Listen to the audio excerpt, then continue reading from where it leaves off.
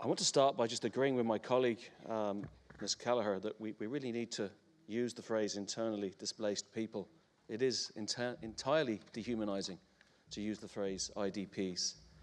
The numbers are unclear. The Internal Displacement Monitoring Centre suggested 40.3 million displaced people.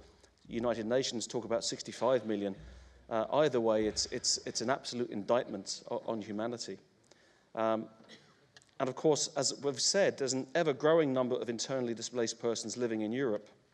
More than 4 million people displaced inside their own country due to armed conflicts and violence.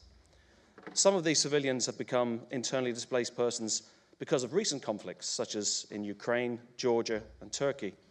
Others were made internally displaced persons decades ago, and we've referred to Cyprus. And by the way, I find absolutely shocking there are still minefields that need to be cleared 44 years later. Armenia, Azerbaijan, and countries in the Balkans. The people behind the numbers have been thrown out of their homes and remain in a state of limbo, unable to return, utterly powerless, surviving but not really existing. In Ireland, we empathise with these internally displaced persons. We understand to an extent what they're going through.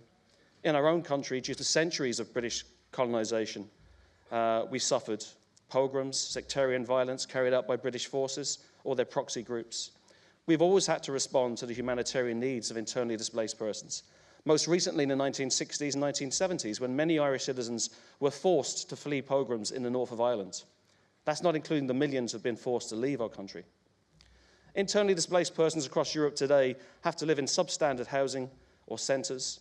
In addition, they usually live in poverty with limited access to health services, education, or employment. Many are traumatised and remain vulnerable to violence and abuse. We must do more to help these vulnerable citizens, and I was very struck by the points made by Ms.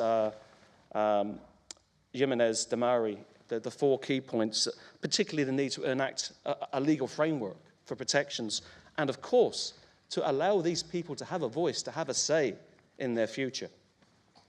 So we must aid their humanitarian needs, but we must work collectively to find resolutions to the conflicts which have forced them to become internally displaced persons and to end the threats of persecution that many of them face if they return to their homes. And in this respect, I would make the point that if this council was to be more effective in that regard, and God knows we have to be, then we need everybody in the room, everybody in the chamber, all parties to the conflict.